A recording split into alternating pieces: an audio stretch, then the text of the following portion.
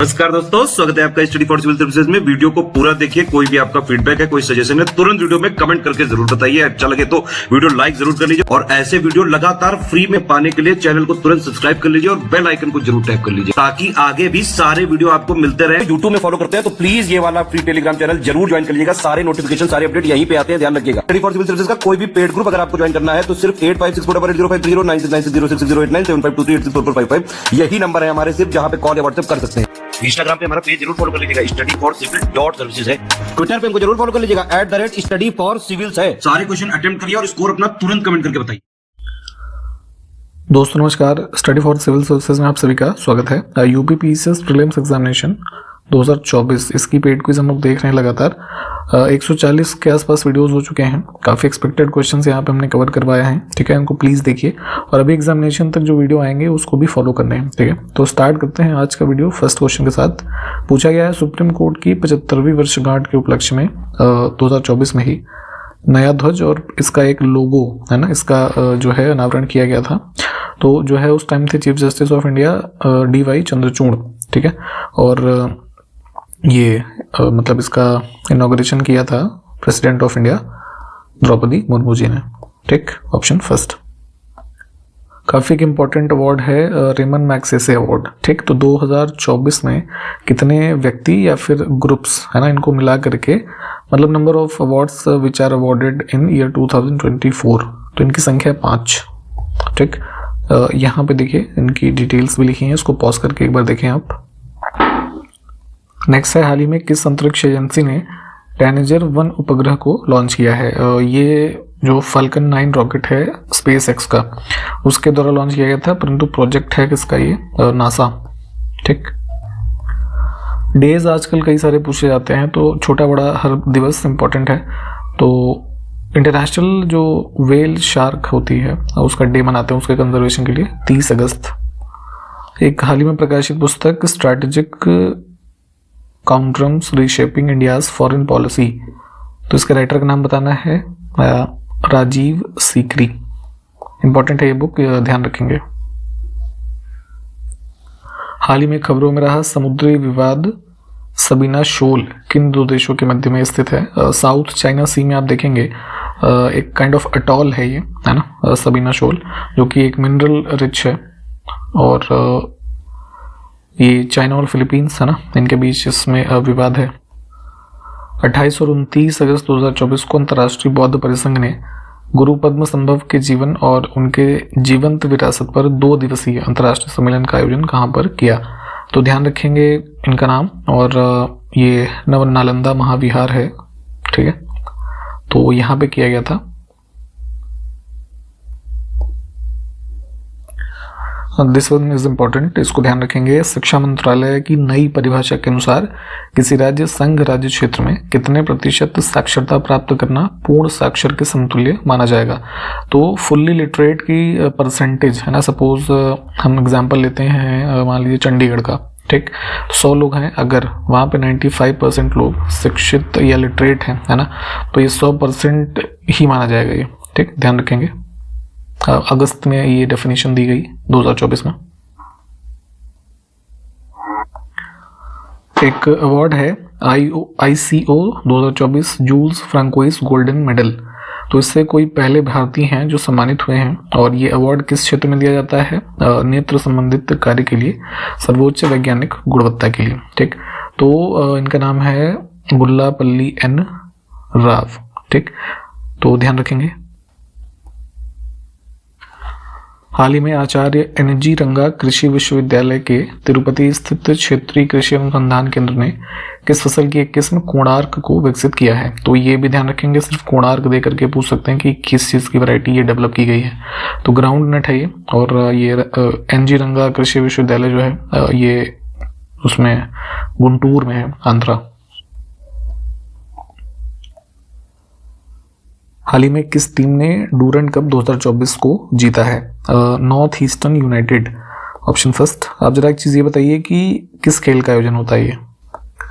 भारत का एक इम्पोर्टेंट संस्थान HAL हिंदुस्तान एरोनॉटिक्स लिमिटेड, तो इसके चेयरमैन और मैनेजिंग डायरेक्टर का पदभार ग्रहण किया था 1 सितंबर 2024 को DK सुनील, ठीक है, इन्होंने नाम ध्यान रखेंगे। हाल ही में किस देश ने 2025 से अनिवार्य सैन्य सेवा लागू करने की घोषणा की है? तो सितंबर 2024 में अनाउंस किया था क्रोएशिया जो है 1 जनवरी 2025 से सभी के लिए अपने देश में जो है कंपलसरी मिलिट्री सर्विस इंट्रोड्यूस करेगी। हाल ही में किस देश में हनुमान जी की एक 90 फीट ऊंची कांस्य की प्रतिमा, मेटल भी ध्यान रखेंगे, जिसको स्टैचू ऑफ यूनियन नाम दिया गया है? तो ये जरूर पूछा जाएगा, जितने भी हाल के वर्षों में स्टैचूज पूछे गए हैं, अलग अलग मतलब स्टैचू बने हैं, वो अलग अलग एग्जामिनेशन में पूछे जरूर गए हैं, तो ध्यान रखिएगा पीसीएस में पूछा जा सकता है ये। तो ये बना है टेक्सास में, है ना, यूनाइटेड स्टेट्स ऑफ अमेरिका। हाल ही में ऑनलाइन समन और वारंट जारी करने के नियमों को अधिसूचित करने वाला भारत का पहला राज्य कौन सा बन गया है? तो मोस्टली अभी तक क्या होता था, ये जैसे पुलिस के द्वारा जो वारंट और समन से इशू होते थे ऑफलाइन होते थे, तो अब इसको ही ऑनलाइन माध्यम से भी लोगों को, है ना, प्रेषित करने का काम मध्य प्रदेश में शुरू हो गया है। पृथ्वी के ध्रुवीय क्षेत्रों के अध्ययन के लिए 2024 के अंत में लगभग फ्रेम 2 इंग्लिश में लिखिए ये, तो इस अंतरिक्ष मिशन को किस स्पेस एजेंसी के द्वारा लॉन्च किया जाएगा? तो एक जो है बेसिकली एस्ट्रोनॉट से मतलब इसमें शामिल होंगे जो कि एक्सप्लोर करेंगे, है ना, पोलर रीजन्स पृथ्वी के। तो ये मिशन लॉन्च किया जाएगा स्पेस एक्स के द्वारा, है ना, एलन मस्क वाली कंपनी।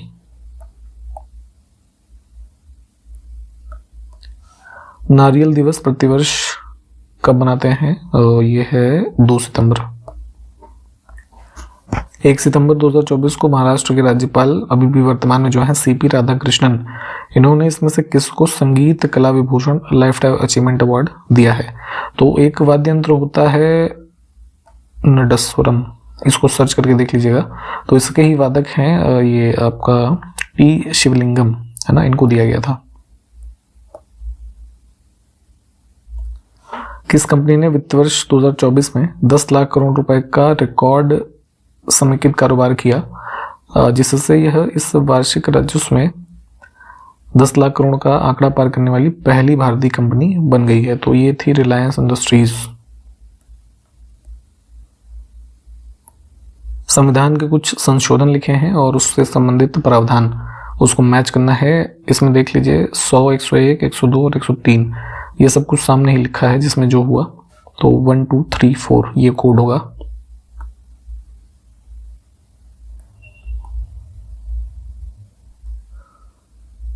इस प्रश्न में कौन से वो देश हैं जो कर्क रेखा पर स्थित है, यानी कि 23.5 डिग्री नॉर्थ लैटिट्यूड हमारा जो अर्थ का है, ठीक है। तो ये सारे देश देख लीजिए मैप पे, सभी स्थित हैं, ऑप्शन डी। इस प्रश्न में उत्तर प्रदेश में स्थित ये वन्यजीव विहार वगैरह और जिले का नाम उसको मैच करना है। तो किशनपुर, ठीक है, कतरनिया घाट जो है ये हो जाएगा बहराइच, रानीपुर चित्रकूट और महावीर स्वामी ललितपुर। 1432।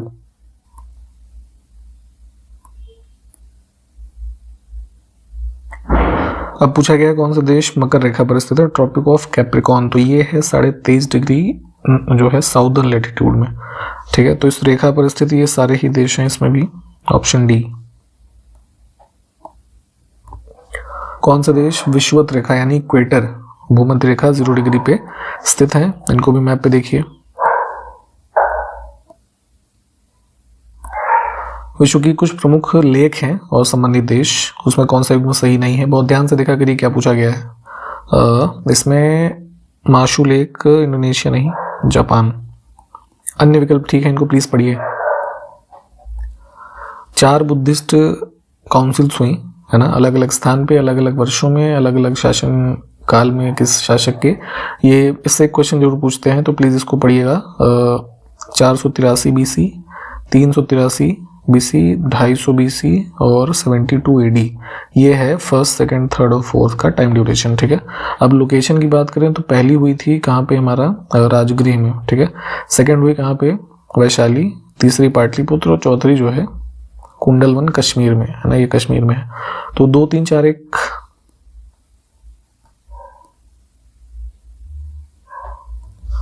2 कथन है, कौन सा सही है? कुंचिकल जलप्रपात कर्नाटक के शिमोगा जिले में वराही नदी पर है और दूधसागर जलप्रपात मांडोवी नदी पर स्थित है। तो दोनों ही तो ठीक है। दो कथन फिर से है, सही को देखना है। नोहकलिकाई जलप्रपात ये नॉर्थ ईस्टर्न में है, मेघालय में। ठीक है, ठीक है। और झारखंड की राजधानी रांची को झरनों का भी शहर कहते हैं क्योंकि कई सारे झरने स्थित होंगे, है ना। तो ऑप्शन सी। देखिए वाटरफॉल, है ना, डैम, ये और जैसे माउंटेन पीक्स, इन सब से क्वेश्चन यूपीपीएससी के प्रीलिम्स में एटलीस्ट आता ही आता है। तो इन सब चीज़ों की लिस्टिंग पड़ी है हमारे पेड ग्रुप में, अगर आप होंगे तो ये सब ऑलरेडी दिया गया है, काफ़ी अच्छे से कवर किया हुआ है हमने। अभी भी आपके पास समय है, आप चाहे तो क्रैश कोर्स वगैरह में एडमिशन ले सकते हैं। जानकारी अगर चाहिए तो इसी वीडियो के डिस्क्रिप्शन बॉक्स में कॉन्टैक्ट डिटेल होंगी, है ना। 3 मोबाइल नंबर है, कॉल या व्हाट्सएप करके उस पर एडमिशन लिया जा सकता है। अब बौद्ध संगीतियाँ और संबंधित शासक का नाम, ठीक है। तो 2, 3, 4, 1, ऑप्शन बी।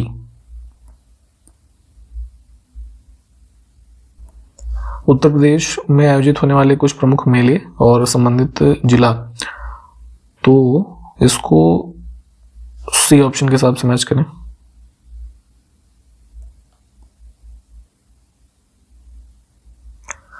उत्तर प्रदेश के कुछ जिले हैं और वहां पे होने वाला काम, है ना, जो प्रमुख है, तो उसमें से कौन सा युग्म सुमेलित नहीं है। पीतल की मूर्ति प्रतिमा या पीतल के वर्क के रूप में सबसे पॉपुलर हमारा है मुरादाबाद, है ना।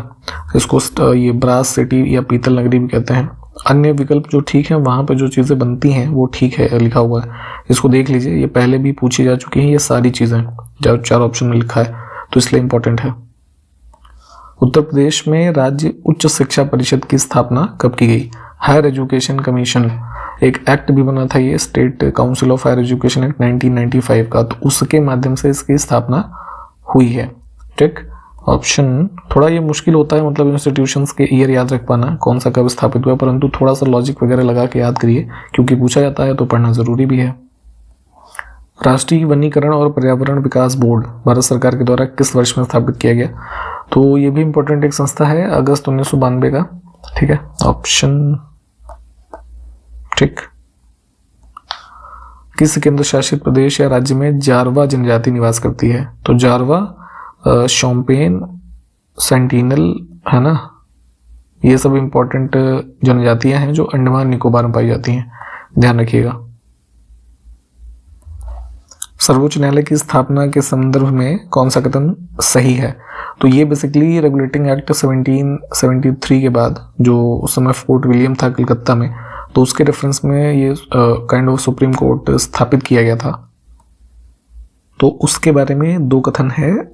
पहला है कि स्थापना के बारे में हमने बात कर ही ली है, तो ये वाला कथन तो ठीक है। सेकंड है कि इसके पहले मुख्य न्यायाधीश थे लेमेस्टर, ये गलत है। सर जो है इनका नाम था एलिजा, है ना, इम्पे, काफी इंपॉर्टेंट नाम है, इसको ध्यान रखेंगे। ये थे पहले चीफ जस्टिस इस कोर्ट के।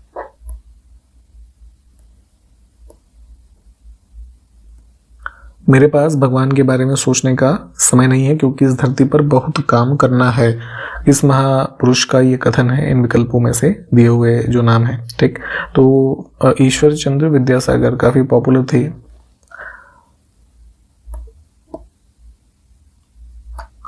इसमें से किसने लाठी क्लब की स्थापना की थी। जो युवा थे फ्रीडम स्ट्रगल टाइम पीरियड पे, उनको देश के लिए, है ना, एक तरीके से ब्रेव और कैपेबल बनाना, फाइट करने के लिए, इस उद्देश्य से इसकी स्थापना की थी बाल गंगाधर तिलक ने। ठीक है, ऑप्शन सी। नेक्स्ट है लौह धातु के जंग लगने में निम्नलिखित में से क्या आवश्यक है। कोई भी आयरन की रॉड हो या उसका पीस हो, है ना, ऐसे रखा हो काफी समय तक, तो ऑक्सीजन और मॉइस्चर, है ना, इसकी उपस्थिति के कारण उस पे जो है जंग, जो रस्टिंग होती है ना, वो हो जाती है। वांगला महोत्सव एक रीजनल जो है फेस्टिवल है, मनाते हैं नॉर्थ ईस्टर्न स्टेट मेघालय में, ऑप्शन बी। 2 कथन और कारण है, उसमें देखना है क्या सही है। जब किसी देश के द्वारा किए गए भुगतान इसकी वस्तुओं और सेवाओं के व्यापार, हस्तांतरण और निवल आय से जो प्राप्ति है उससे अधिक हो जाता है ना। यानी कि आय हो नहीं रही है लेकिन भुगतान आप ज़्यादा कर दे रहे हैं, तो जो है वो चालू खाता घाटा, करेंट अकाउंट डेफिसिट की स्थिति होती है। कारण गलत है, लिखा है कि तब होता है जब देश अधिक वस्तुओं सेवाओं पूंजी का निर्यात करता है। निर्यात नहीं, आयात वाली स्थिति में होगा ये। तो जो है सिर्फ ए ठीक है।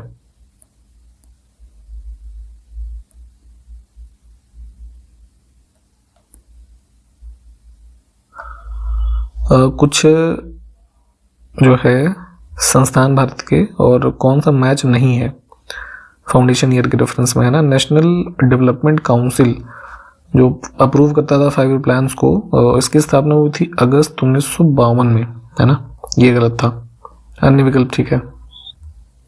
उत्तर प्रदेश के किस जिले में व्यापार सुविधा केंद्र और शिल्प संग्रहालय स्थापित है? दीनदयाल हस्तकला संकुल कहते हैं इसे, वाराणसी में है। विकल्पों में से वो समूह जो उत्तर प्रदेश के प्रमुख नृत्य हैं, तो ये बी वाला ना, चरकुला, कर्मा, पांडव। डांसेस की लिस्ट पढ़िएगा, ये सब पूछ लिया जाता है। भारत के किस शहर में देश का पहला सिंथेटिक रबर संयंत्र स्थापित किया गया था? तो जो है ये अराउंड 2013 में हुआ था, ठीक है, हरियाणा में, पानीपत में। मैप बेसिक क्वेश्चन और है, अफ्रीका के पश्चिमी तट पर कौन सा देश स्थित नहीं है? अफ्रीकन कॉन्टिनेंट में जो देश है उसमें बोत्सवाना जो है ना वो साउदर्न पार्ट में आएगा, ठीक। मैप पे लोकेट कर लीजिएगा, ऑप्शन बी, ठीक। तो यहाँ पे इस वीडियो को हमने कंप्लीट किया है। सारे क्वेश्चंस देखने हैं, संबंधित फैक्ट को रिवाइज करते चलिए, बहुत समय कम बचा है ना, रिवीजन मैक्सिमम करना है। इस क्रम में ये पेड क्विज आपके लिए काफ़ी हेल्पफुल है। करीब 12-15 हज़ार से ज़्यादा क्वेश्चन ऑलमोस्ट कराए गए हैं, है ना, लगभग हर तरीके के। वो अगर आप प्रैक्टिस कर लेंगे तो आपके लिए इतने सारे क्वेश्चंस आंखों के सामने से गुजरे होंगे, तो एग्जामिनेशन में अगर जरा सा भी दिखेगा तो आप करने की स्थिति में होंगे, ठीक है। तो इन सब के लिए भी एडमिशन ले सकते हैं हमारे साथ, उसे 3 नंबर में जो डिस्क्रिप्शन बॉक्स में है, कॉल या व्हाट्सएप करके, ठीक। आगे क्वेश्चंस को अगले वीडियो में देखते हैं, तब तक के लिए नमस्कार, जय हिंद।